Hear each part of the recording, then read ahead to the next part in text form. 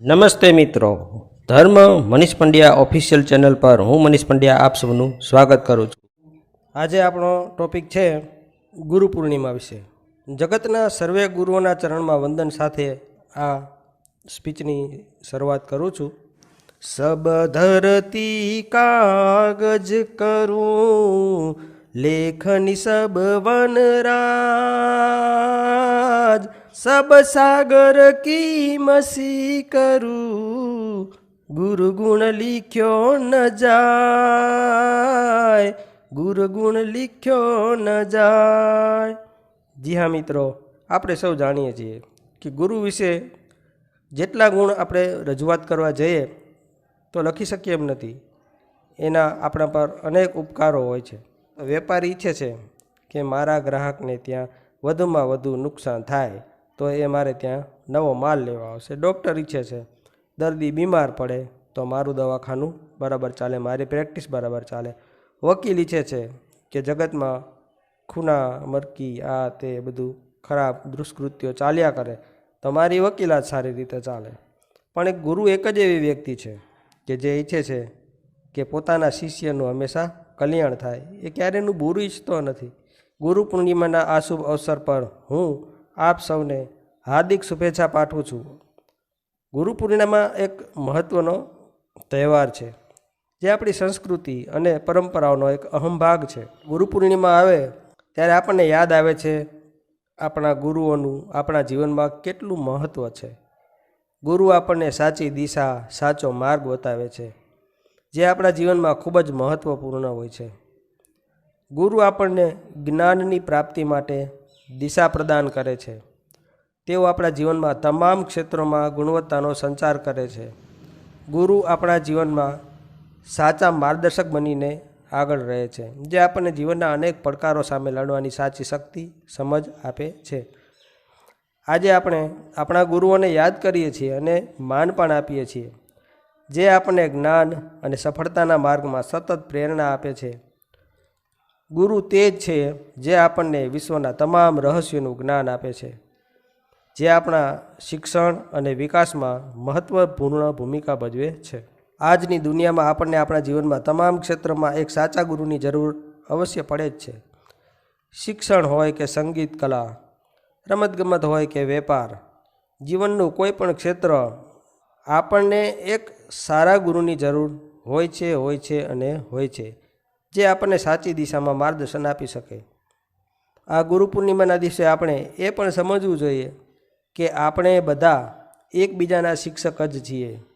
આપણા જીવનમાં જે લોકો આપણને જ્ઞાન, અનુભવ અને સંવેદનશીલતા આપે છે તે આપણા ગુરુ જ છે। હું ગુરુ પૂર્ણિમા પવિત્ર અવસર પર તમને બધાને વિનંતી કરું છું કે ગુરુનો આદર કરો અને તેમનો આભાર વ્યક્ત કરો। આ એક નાનકડું પગલું છે જે આપણને ગુરુઓ પ્રત્યે આદર સન્માનની અનુભૂતિ કરાવે છે। હિન્દુ ધર્મની સાથે સાથે બૌદ્ધ ધર્મ અને જૈન ધર્મના લોકો દ્વારા પણ ગુરુ પૂર્ણિમાના તહેવારની ઉજવણી કરવામાં આવે છે। ગુરુને ભગવાન કરતાં પણ ઊંચો દરજ્જો આપવામાં આવ્યો છે। ગુરુ વિનાનું જીવન અધૂરું છે। જે હિન્દુ ધર્મ અનુસાર બૃહસ્પતિ દેવ તમામ દેવતાઓ અને ગ્રહોના ગુરુ ગણાય છે। જેવી રીતે માતા પિતા આપણને સંસ્કાર આપે છે, એ જ રીતે ગુરુ આપણને જ્ઞાન આપે છે। ગુરુનું જ્ઞાન અને શિક્ષણ એ જીવનનો આધાર છે। અષાઢ મહિનાની પૂર્ણિમાને ગુરુ પૂર્ણિમા તરીકે ઉજવવામાં આવે છે। ગુરુ પૂર્ણિમા એ ગુરુ અને શિષ્યના પવિત્ર સંબંધને ઉજાગર કરતો તહેવાર છે।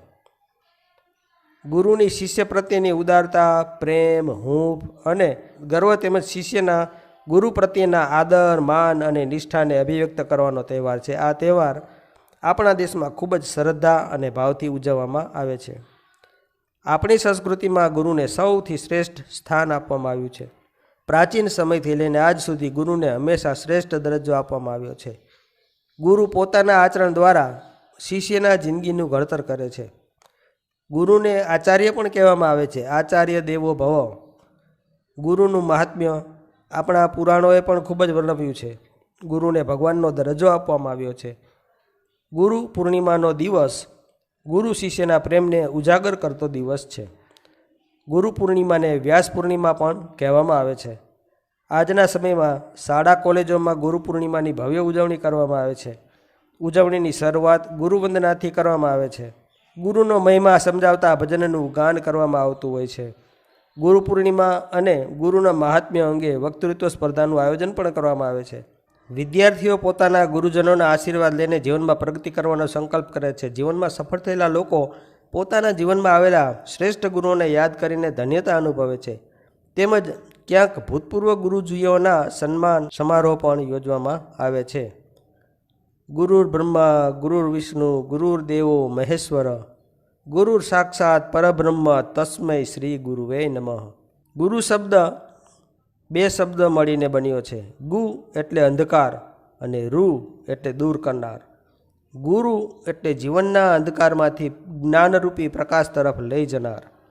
શિષ્યોના જીવનમાં અજ્ઞાનરૂપી અંધકાર દૂર કરીને જ્ઞાનરૂપી પ્રકાશ તરફ લઈ જાય એ ગુરુ. ગુરુ દીપકની જેમ જાતે જલીને શિષ્યોના જીવનમાં પ્રકાશ પાથરે છે. જીવનના ખરાબ માર્ગેથી બહાર લાવીને સાચો માર્ગ બતાવે છે એ ગુરુ છે. બીજા શબ્દમાં કહીએ તો ગુરુ એટલે સાચા પથદર્શક, સાચા સલાહકાર અને સાચા માર્ગદર્શક. ગુરુ ગોવિંદ દોનો ખડે કિસકો લાગુ પાય બલિહારી ગુરુ આપકી ગોવિંદ દિયો બતાય. આ દુહામાં સંત કબીરજીએ ગુરુનો મહિમા બતાવ્યો છે. ગુરુનો મહિમા બતાવતા કહ્યું છે કે એક બાજુ ગુરુ અને બીજી બાજુ સાક્ષાત ભગવાન ઊભા હોય તો આપણને દુવિધા રહે છે કે પહેલાં કોને પગે લાગવું. ત્યારે પહેલાં ગુરુને જ વંદન કરવા જોઈએ, જેમણે તમને જ્ઞાનરૂપી પ્રકાશથી સત્યનો સાક્ષાત્કાર કરાવ્યો. આપણે ગુરુના હંમેશા આભારી છીએ કે જેમણે આપણને જીવનનો સાચો માર્ગ બતાવ્યો છે. પ્રાચીન સમયમાં ઋષિમુનિઓ જંગલમાં આશ્રમ બનાવીને રહેતા હતા. શિષ્યો ગુરુના આશ્રમમાં વિદ્યા મેળવવા જતા હતા. જીવનના શરૂઆતના 25 વર્ષ સુધી શિષ્યો ગુરુના જ આશ્રમમાં રહીને અભ્યાસ કરતા. આસપાસના વિસ્તારોમાંથી ભિક્ષા માગીને પોતાનું ગુજરાન ચલાવતા. કોઈ લાકડા કાપીને લાવતા તો કોઈ જીવન જરૂરી વસ્તુઓ અને ફળો એકત્ર કરીને લાવતા. ગુરુ પોતાના શિષ્યોને જીવન ઉપયોગી જ્ઞાન આપતા. આ સમયે આશ્રમોમાં શાસ્ત્રોના અભ્યાસ સાથે સાથે શિષ્યોને ધનુર્વિદ્યા જેવું શસ્ત્ર વિદ્યાનું જ્ઞાન આપવામાં આવતું. સાથે સાથે જીવન ઉપયોગી વિવિધ કળાઓમાં શિષ્યોને નિપુણ બનાવવામાં આવતા હતા. રોજિંદા જીવન ઉપયોગી કાર્યોની પણ તાલીમ આપવામાં આવતી હતી. ગુરુ પૂર્ણિમાના દિવસે શિષ્યો ગુરુને પોતાની શક્તિ મુજબ ગુરુ દક્ષિણા આપતા હતા, જેમાં ફળો, ઔષધિઓ કે પોતાની મનગમતી વસ્તુઓ પણ આપતા ખચકાતા નહીં. પ્રાચીન સમયની ગુરુ શિષ્ય પરંપરાને યાદ કરીએ એટલે અનેક શિષ્યોના નામ આપણા માનસ પટ પર ઉપસી આવે. ગુરુ ભક્ત એકલવ્યને આપણે કઈ રીતે ભૂલી શકીએ? એકલવ્ય ગુરુ દ્રોણાચાર્ય પાસે ધનુર્વિદ્યા શીખવા માટે ગયો હતો, પરંતુ પોતાની જાતિના લીધે દ્રોણાચાર્યએ તેને પોતાના આશ્રમમાં પ્રવેશ આપવા દીધો નહીં. આ ઘટનાથી પણ એની ગુરુભક્તિ ઓછી થઈ ન હતી. તેણે જંગલમાં ગુરુની પ્રતિમા બનાવી અને જાતે ધનુર્વિદ્યા પ્રાપ્ત કરી અને પારંગતતા પણ મેળવી. ધનુર્વિદ્યામાં અર્જુન કરતાં પણ પારંગત એકલવ્યની પ્રશંસા સાંભળી ગુરુ દ્રોણાચાર્ય એકલવ્યની પાસે પહોંચ્યા હતા અને તેમણે ગુરુદક્ષિણામાં એકલવ્યના જમણા હાથનો અંગૂઠો માગ્યો હતો. જેમણે એને શિષ્ય તરીકે સ્વીકાર્યો પણ ન હતો, એવા ગુરુ પર પણ તેને અપાર આદર હતો. એક પણ ક્ષણ વિચાર કર્યા વગર એણે પોતાના હાથનો અંગૂઠો કાપીને ગુરુજીને દક્ષિણામાં આપી દીધો હતો. નહીતર અર્જુન કરતાં એકલવ્ય ઇતિહાસમાં એક મોટો બાણાવડી ગણાયો હોત. ગુરુ માટે કેટલો મહાન ત્યાગ કહેવાય. સામાન્ય રીતે ગુરુદક્ષિણાનો અર્થ ઇનામના અર્થમાં લેવામાં આવે છે, પરંતુ તેનો અર્થ વધુ વ્યાપક છે. બાળકના પ્રથમ ગુરુ એની જન્મદાતા માતાને માનવામાં આવે છે. એટલે જ કહેવાય છે કે એક માતા 100 શિક્ષકની ગરજ સારે છે.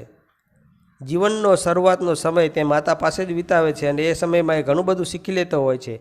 બાળકના ઉછેર અને સંસ્કારના સિંચનમાં માતાનું અનેરું સ્થાન રહેલું હોય છે. બાળપણમાં આપેલા સંસ્કારોની અસર એના જીવનમાં હંમેશા રહેતી હોય છે. કુમળા છોડને જેમ વાળવામાં આવે એમ વળી જાય છે, એમ નાના બાળકને જે શીખવવામાં આવે તે જીવનભર ભૂલતો નથી. આ સમયે બાળકમાં સારા સંસ્કારો અને જીવનના આદર્શ માતા પાસેથી શીખે છે. સાચું બોલવાની આદત, વડીલોનો આદર, વડીલોને વંદન, ચોરી ન કરવી, અપશબ્દ ન બોલવા, પૌષ્ટિક આહાર ખાવો વગેરે જેવી સારી સારી આદતો બાળપણથી જ કેળવવી એ માતાની ફરજ છે. આજના સમયમાં શિક્ષણ વ્યવસ્થા બદલાઈ ગઈ છે. ગુરુનું સ્થાન શિક્ષકોએ લીધું છે. હવે પ્રાચીન આશ્રમોનું સ્થાન આજની શાળા અને કોલેજોએ લીધું છે. બાળક 5 વર્ષનો થાય ત્યારથી શિક્ષક પાસે અભ્યાસ માટે જાય છે. શિક્ષકો દ્વારા બાળકોને અક્ષર જ્ઞાનની સાથે સાથે વિવિધ કળાઓ જેવી કે સંગીત, નાટ્યકલા, નૃત્ય, ચિત્રકામ વગેરે જેવી જીવન જરૂરી કલાઓનું જ્ઞાન આપવામાં આવે છે. બાળકોને અભ્યાસની સાથે સાથે શિસ્ત અને સારી ટેવો પણ શીખવવામાં આવે છે. અભ્યાસના એકમોની સાથે સાથે મૂલ્ય શિક્ષણના પાઠો અને જીવનના આદર્શોનું સિંચન કરવામાં આવે છે.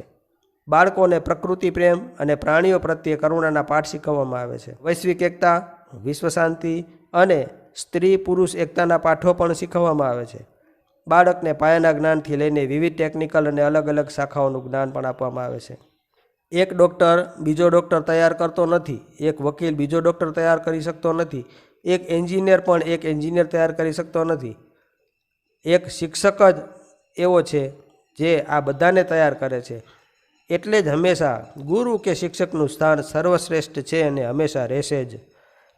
ખરેખર આપણી સંસ્કૃતિમાં વર્ષોથી ગુરુનું સ્થાન સૌથી શ્રેષ્ઠ માનવામાં આવેલ છે. આપણે હંમેશા ગુરુનો આદર કરવો જોઈએ.